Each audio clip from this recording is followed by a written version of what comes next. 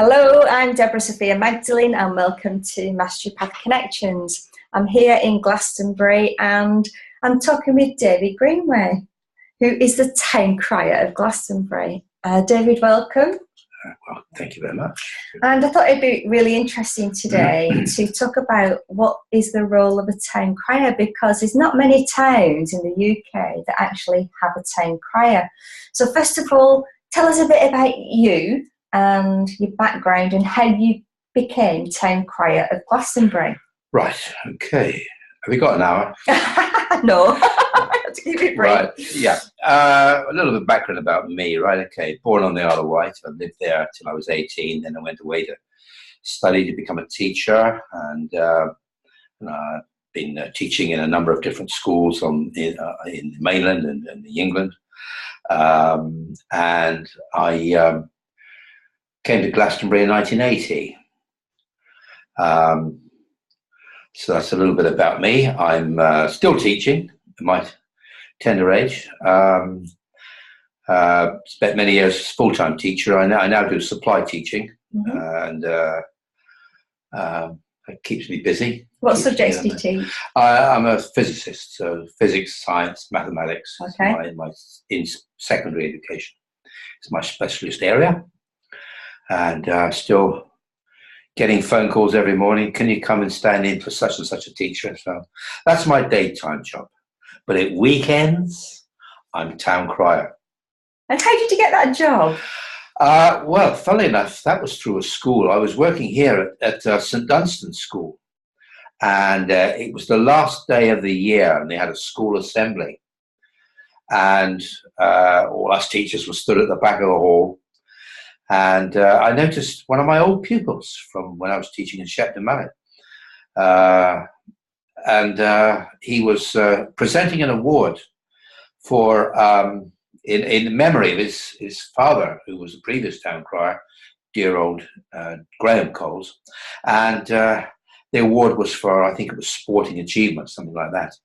So, didn't get a chance to meet him, unfortunately. But when I got home, I said to my wife, I'd really, Town Crier, that must be a fantastic job, and what fun you could have, because I always fancied doing a bit of acting, but I could never remember all the lines. So I thought, well, I wonder if they're looking for a new Town Crier. Poor Graham had passed away in May, I think it was, and this was July. So I got on the old website on the computer and found that the council were indeed advertising his job, but it was they'd advertised it, and I missed the application date by 4 days. So June said, well, okay, shove an application, see what happens, you never know. And I did. And funnily enough, I was asked for an interview in the council chambers. Can I just tell you a little funny story about what happened on that day? Yeah. On the day of the interview. It was a nice friendly chat. It wasn't a proper interview. And they were quite interested. And they said, oh, you'll have to do a cry. So I said, oh, I got one here somewhere, as you do. I said, oh, no, don't want you to do it here. I want you to do it outside. And this was like a summer's evening in September, I think it was, and late August, September. A nice summer's evening, about 7:30 in the evening. We want you to do it outside in the street. And I thought, what are people going to think of me? So I went out there, and the Town Crier, the caretaker gave me the Town Crier's bell, and so they went across the road to the other side of the street and just sat outside of Gigi's, the Italian restaurant there, and sat in the bus station, in the bus shelter, and there was traffic going by and people were giving me odd looks, but then again, it is Glastonbury, and I did my did my cry. And there were a couple of people, 2 or 3 people came out of Gigi's restaurant and said, what's that guy doing? Stood on the steps of the town hall shouting his head off. They said, he's auditioning for the part of Town Crier. They said, he's brilliant, give him the job. And as they say, the rest is history. That's brilliant. So and anyway, so it was all done, and I had to have a new outfit. Because the previous Town Crier, bless him, he wanted to be buried in his Mm-hmm. We don't say uniform, regalia, because they're all different. They're not uniform at all. And so I had to be measured for a new one. I didn't know there were so many parts of me that had to be measured for this. And the costume in Glastonbury, Kat Jenkins, made it for me in the red brick building here. And I started my duties sort of about March 2014. Right. So that's how it all started, yes. So can we see the hat on you? Oh, yes. It's amazing. This is the hat, black hat, chicken cock feathers. And the feathers, of course, are quite symbolic because of the quill pen, because only Town Criers were one of the few people that could read and write, of course, and they wrote their cries out before they nailed them, posted their post on the inn notice board or on the door or the gate of the inns. And so that's why we all have to have feathers in our hats. A tricorn, it's generally 3 sides. Bicorns, some town criers, like Town Crier in Wales, he wears a bicorn, but this is a tricorn, 3-cornered hat. And surrounded by this, what's called gimp braid, as is, there's meters of the stuff, they had to buy for very all my intricate. age. But yeah, it is. And so there it is. Yeah. So who designed the costume? The regalia. Regalia. Let's get it or right. Livery, yes. That was, in fact, we can I say this? But we got on the internet and looked at some, and we rather like the Town Crier of Windsor's outfit. A good friend of mine on Facebook now. I'll tell him one day that we've copied his outfit. But having said that, the pattern is for a Regency gentleman's greatcoat of the late 1700s, and that's what it is with with this sort of double cape. It's quite good because you can put the braid all the way around it and show it off, and all the buttons and the cuffs and everything. So because look the part. Well, Town Criers are actually dressed to be conspicuous. Obviously, they need to be heard, and you need to stand out in a crowd, and so that's what we wear. Do you know when the Town Crier tradition started? I'll take my hat off. You may. There you go. Rude to wear it indoors. So do you know when the Town Crier tradition actually started? Well, goes right back. Town Criers are mentioned in the Bible. Really? Oh, yeah, several times in various chapters in the Bible. Yeah, the words Town Crier appear. Yeah. Wow. Then the Praeco, the Romans, there were Town Criers in ancient Rome, and there was Town Criers in Greece as well, ancient Greece. As well. So I'm trying to remember all the details. I do a talk for Women's Institute and after dinner speaking about the history of Town Criers, and racking my brains trying to think of all the history. But yeah, ancient Greeks, Romans, and of course 1066, William the Conqueror came over and invaded, and he had a group of Town Criers that he sent to spread the word across the land, and this is the way it's going to be, and so on. And so Town Criers were then the messengers of the monarch for in 1066 onwards, 1700s, 1800s, and then obviously when people could read and write, and then we had radio and newspapers and so on, we didn't need Town Criers anymore.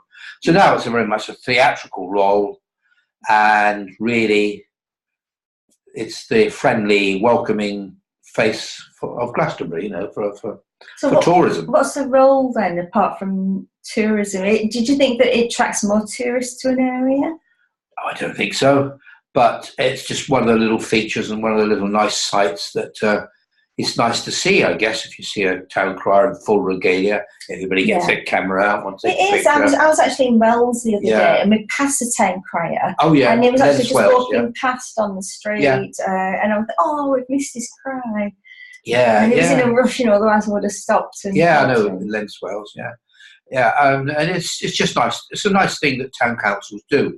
It's a pity more don't do it, We've got about 150 of us in the country. Yeah. And it's just that nice, friendly face, that walking, talking, historical kind of traditional thing. And and when the American tourists get off their bus in Glastonbury to see a town crier in sort of late 1700s regalia is something very special. It is very special.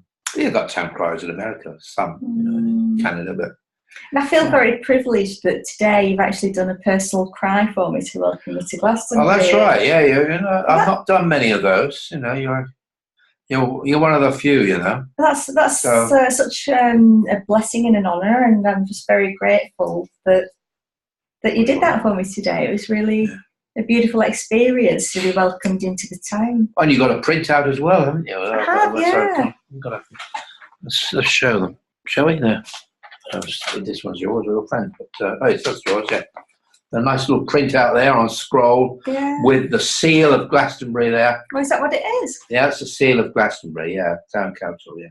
Cool. Ancient seal. Do you want to just explain about the wording on here and some of the things that need to be on? Or maybe you could read it out. Yeah, it always starts with oh yay, oh yay, oh yay, which is, of course, French for sort of listen up, hear ye sort of thing. Mm-hmm. And I usually start my cries, you've probably heard a few times today, with citizens of Glastonbury and visitors to this fine town from near and afar.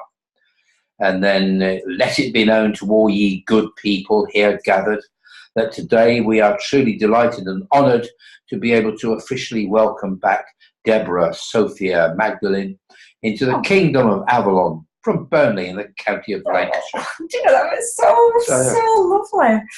On behalf of her worship, the Mayor of Glastonbury, her town council, and all persons residing here, we wish you a most pleasant stay in Glastonbury. Long may, I always finish the town cry with this, long may Glastonbury flourish, because it's on our coat of arms. Yeah. And then God save her gracious majesty, the Queen.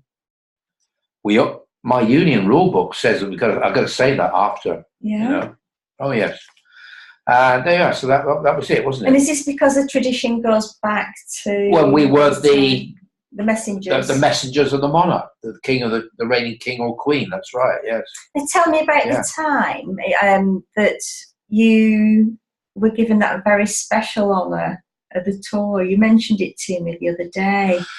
Like one of the highlights of the Town Crier. When on the tour, when that was the Queen's 90th birthday, wasn't it? There was again, there's a blog post on this if you read my blog, there was a special cry written by Prince Charles, and he asked that this be read out immediately before the lighting of the beacon on all the high spots where beacons were lit, and there were a few in the southwest of England, Glastonbury Tor being one of them. And so I was stood there, surrounded by hundreds of people on the top of the Tor, and reading out his cry. And made the hair stand up on the back of my head, what little I have left, because that was, I just felt part of history there. You know, there's Queen's 90th birthday, and here I was, town crier of Glastonbury, stood on the Tor in front of all these people, reading out Prince Charles's special message. And that was really quite something. That was. And then they lit the fire, and And then you're invited to all the community festivals in Glastonbury. Yes, all the usual stuff like the pilgrimages in June. July, and all the shop opening, that sort of thing, and festivals such as Samhain and Beltane. I'm always there for those, and the great Glastonbury Frost Fair in the end of November, which you've got to go to. It's really brilliant. And all those sorts of events. I get asked to do all kinds of strange things, like starting off motorcycle rallies and things like that. And, cool. Oh, I used to be a motorcycle. Yeah. Oh, yes, great. Start your engines, gentlemen. Fabulous. Yeah. So. What about any mishaps that you've had in your town crying career? Oh yeah, I've dropped a few clangers. Yeah, I've got the bell with me, but the clanger, the clapper out of the bell flew out a couple of times when I was busy crying. There's no better way to silence a town crier than when you haven't got a bell to ring, And the clapper flew off and hit the street right in front of a lady. Thank goodness it hit the pavement, not her. She retrieved it for me. So yeah, I dropped a clanger in the high street on more than one occasion. You dropped a clanger with your clanger? Yeah. I think that's the only real mishap. Yes. Is there anything else you'd like to share about being a town crier that people might find interesting that we've not covered? Well,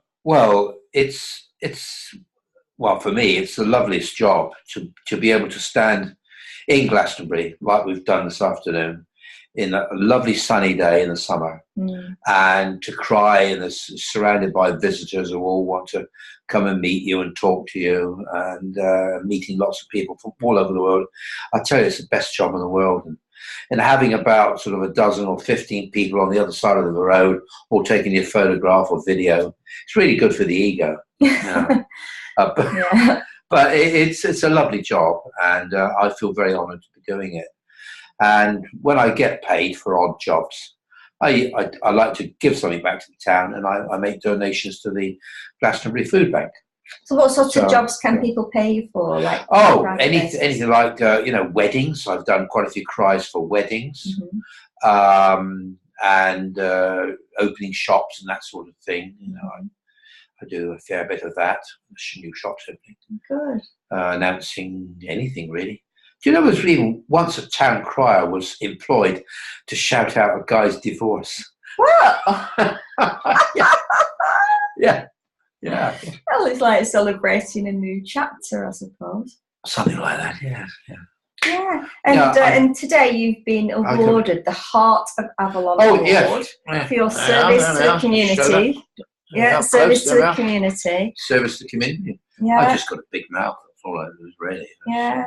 And the Heart of Avalon Award, we've just done a Facebook Live actually about it, because this is to recognise those people in the community that are doing like voluntary work. There's so many people that are being of service to others, and that's what you do, David. You bring joy to the area. I'm going to bring a bit of joy on St George's Day coming up. That's my next job. I'm going to visit St Benedict's old people's home, the nursing home, and spread a bit of joy there on St George's Day. Oh, wonderful! So that sort of thing. I love doing that. Yeah. Now, if people want to read your blog, what's your blog page? www.towncriertales.com. And Crier, Crier. You'll believe how many people spell it with a Y. Well, that's why I'm suggesting www.towncriertales, all one word, .com. Brilliant. And you've got some gorgeous photos on there taken by the wonderful Kelly, who's doing a photographic project. Yes, that's right. Yeah, it's wonderful. Yeah, I've done quite a few blogs now, about 12, 13 blogs. Yeah. I only started last August, and because I was doing them on Facebook, but it wasn't I needed something a bit bigger. So when I can import more photographs and so on. So I got a good friend of mine in Glastonbury, got me started on blogging, and I've done about a dozen blogs now, but some of the humorous, it's quite a funny experiences that happened to me as a town crier, and I put them all on there. Wonderful. Yeah. I'm going to do a blog about today, actually, the crazy things you've asked me to do today. I don't ask you to do crazy things. Oh, you do.